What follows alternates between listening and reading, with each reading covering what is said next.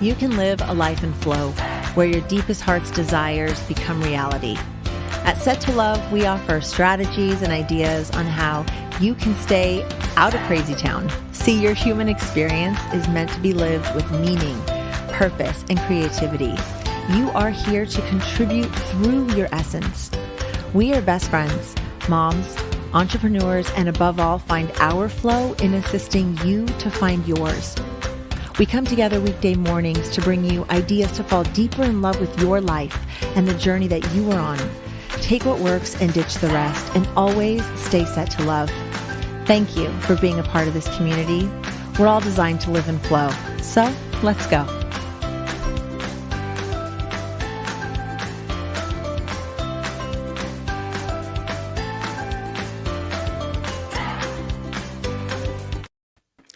Do you know how to use your challenges to fuel your success? That is what we're going to be talking about today on Set to Love with our beautiful guest, Wendy Malowany. She is an entrepreneur, mom, artist, and teacher, and has such good information for us on this Flow Friday. But before we dive into it, I want to say good morning to my best friend, Shelly, and to Wendy. Welcome to Set to Love, and everyone out there. Hi. Good morning. Good morning. Yeah, looking forward to hearing what Wendy has to say. That's what I know, and I'm home.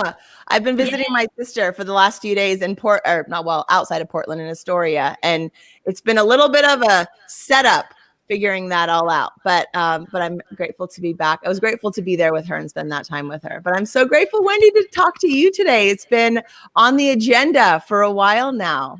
Yes, and I am honored to be here. You just, I've been amazed at all you've been doing with your book, and your life is so busy with everything going on. So thank you, and lovely to meet you, Shelly, because we have not met yet. So yes, and I'll just dive right in if that's okay. Perfect. Please do, right. Wendy. Okay, so I'll just give a little background on some of the like who I am, so that you know. I used to be an art teacher. For about 10 years, I taught in New York State public schools, and then when my youngest was born, I had to be able to be home. So ended up, not knowing anything about online businesses or really no business skills at all. I dove in and made lots of mistakes, but I learned through those mistakes, and I was very fortunate to connect up with some really good people eventually, and that I learned a lot from, and we ended up doing some really, really good things. But through all of this, I ended up going through a divorce. I'm ADHD. My oldest son is ADHD. Actually, I got two kids that are ADHD. But I ended up homeschooling because my 5-year-old was in for about 3 months, and he there was no way he was going to do well. So that's kind of the other reason that it motivated me. That for other reasons as well. But I had to be able to stay home with him. So they were my why. Because I needed, I had to make this work. I had no choice.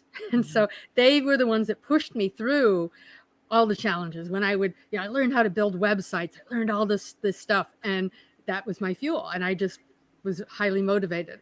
And also being an ADHD person, you got lots of energy. So that was my strength. I had that energy. But the challenge is you also have multiple focuses. But I ended up ultimately going through a divorce. I was able to buy a house on my own, support my 3 kids, and was like, I did this. And then it went on. I ended up, moving to Canada. I ended up in traditional business and doing a lot of different things. So I've just had a lot of experiences those years, and also helping other people, because what I realized, what I was doing at that point, was not everybody would have the stamina to go through everything that I did. I mean, I had no communication skills. I remember when I was first student teaching, I was terrified of being observed by the faculty. I was like, talk as fast as I can so that it's over. I was like, this isn't working. So, I mean, really the only thing that I had going for me was that I knew that I could learn things. I had confidence in my ability to do things. Thankfully for my mom, she always installed, anything you want to do, Wendy, you can do it. So I had that confidence and ability. I also was very, very stubborn. I just won't give up. Like, don't even tell me that I can't do something, because that's going to fuel me to, do it. Even if I wasn't even thinking of doing it, I'm going to do it now. So that's were the only things that I had going for me. But what I'd want people to realize is you can use those challenges. I had my ex-husband was so negative. He was like sabotaging my business as I was trying to build it. And it was just, crazy types of things. And so no matter what you are going through, you can fuel that, make that your why, that you're going to push through it and you're going to succeed in whatever you choose. But a lot of times for really any entrepreneur, but women that are juggling family and children and trying to be successful in their business, I guess the hardest part is deciding what to do. Especially if you're like me, ADHD, you have lots of passions and lots of interests. So, I mean, now I look at everything in my lifetime and how now it's all coming together in what I'm doing. When I was in my 20s, I had stomach problems. It got down to like 86 pounds. I couldn't keep any food down. Went to doctors. They were like, nothing's wrong with you. Did upper GIs. I'm like, well, obviously something's wrong with me. I just figured out myself by what can I eat that'll stay down? And I switched to a vegetarian diet. See, it healed myself. It messed up my hormones. So I had an endocrinologist telling me that I had to stay on thyroid medicine for the rest of my life. It was giving me headaches. I stopped taking it. It's like, thyroid's fine. He didn't believe me and said, well, it won't stay that way. That was, 25 years ago. So now I'm using some of those things that I have skilled at. My art, I ended up teaching paint. I did paint party events here in Canada. I did a passion for animals. I nearly became a vet, and until I took my year in biology and canceled that. But I have rescue animals now at my farm. So I'm taking all of those passions that I have. Not all of them are in my business, but they're all part of my life. And so that's what I think when you're looking at what to do and looking at, well, what's my purpose? Why am I here? And what am I going to do? Really, everyone, no matter what you're doing, your purpose is to serve others and make a difference. So if you just take that nugget right there, that's your purpose. So how are you going to fulfill that purpose? Everybody has a different vehicle, and your vehicles can change over time. My purpose back when my kids were little was to be the best mom I could for them. I had to be able to support them. That was my purpose. Now my purpose is different. So your purpose will change, and your vehicle may need to change. So, I mean, years ago, people would they do one career, or they do, one thing, and they would do that for the rest of their life. Isn't always the case. We live in a very fast-paced world, and so things can change.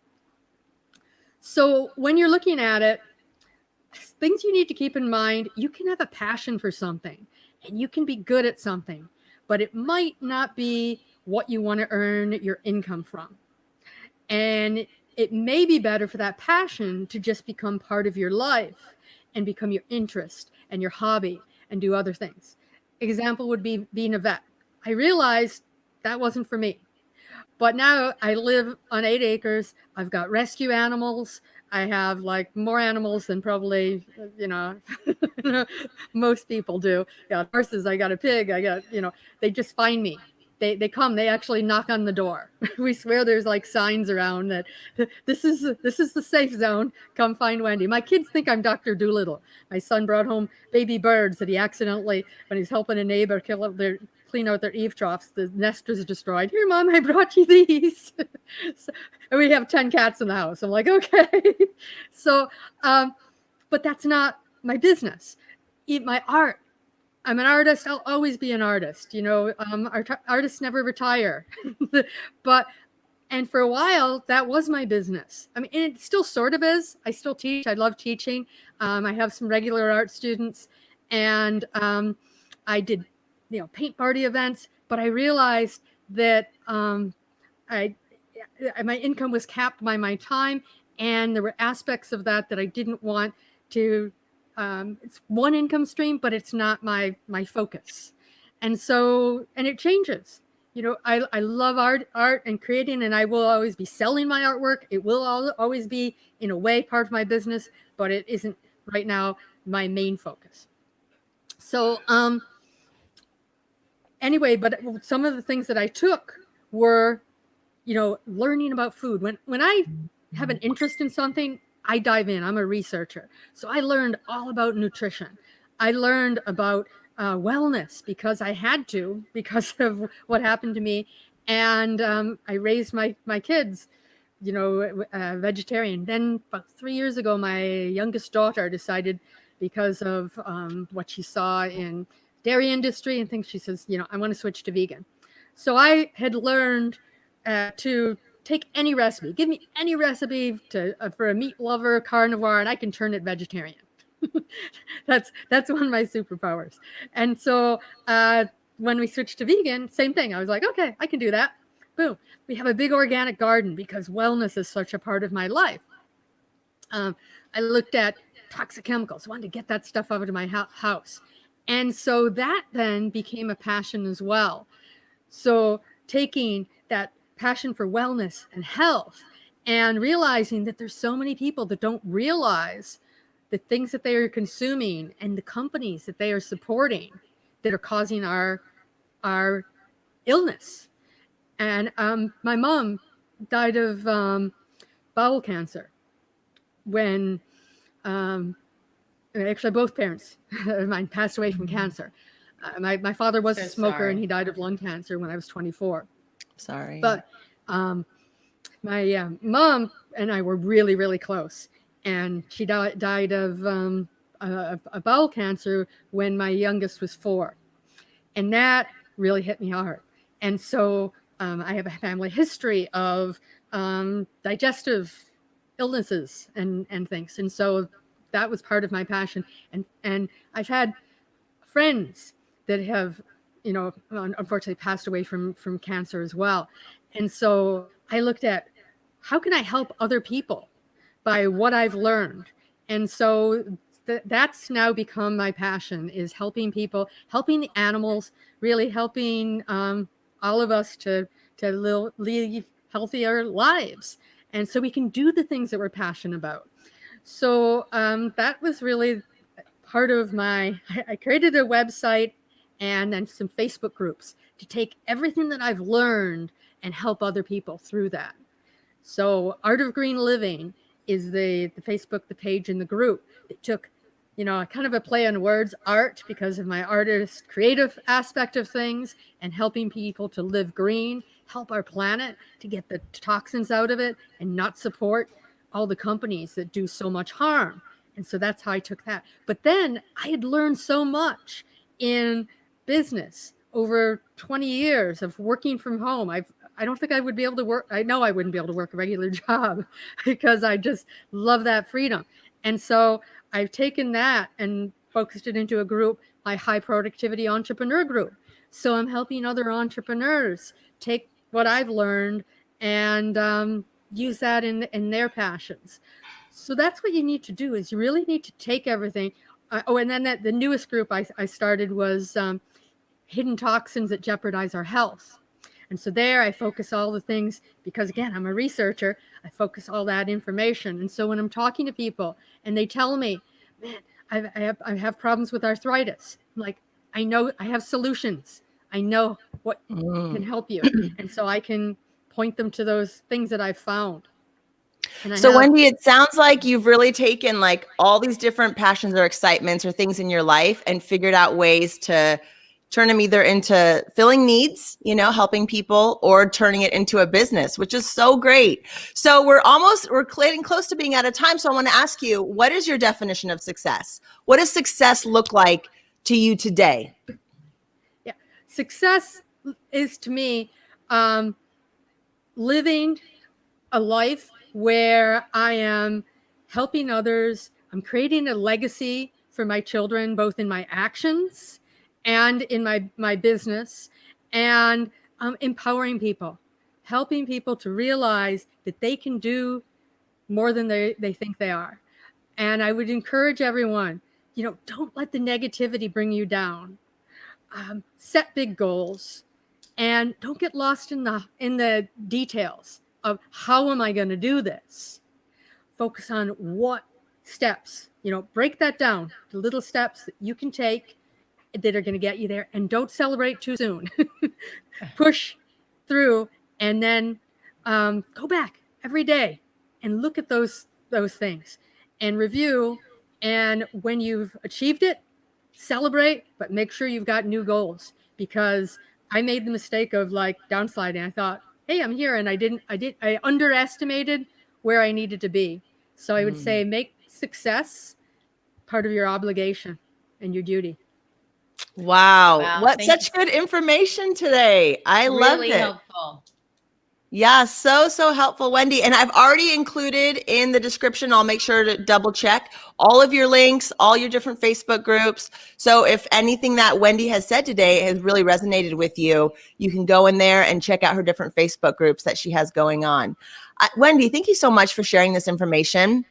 And for helping us. I really love how Wendy just took her life of all these hardships and hard things, and really, you are a perfect example of no matter how hard things get, you can turn it out and make something better out of, something that's been hard. So good for you. Really nice hearing from you today. So thank you so much. Yeah. And Kay Bliss says, can I come over? Your sanctuary sounds magical.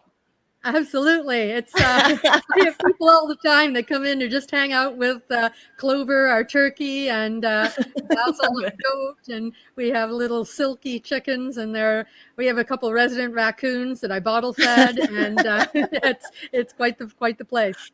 Well, you've just built a beautiful life for yourself, Wendy, and pushed through every single challenge. And if it's possible for you, it's possible for any of us. So we can do it. We can do hard things and build beautiful sanctuaries, as Kay Bliss said. So it's my sister. Everybody have a great weekend.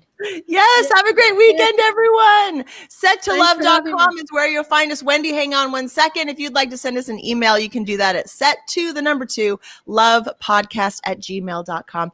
Thanks, everyone, for being here on this Flow Friday, and we will be back Monday morning at 8:30 a.m. Pacific Standard Time. Hit the bell. Hit the bell.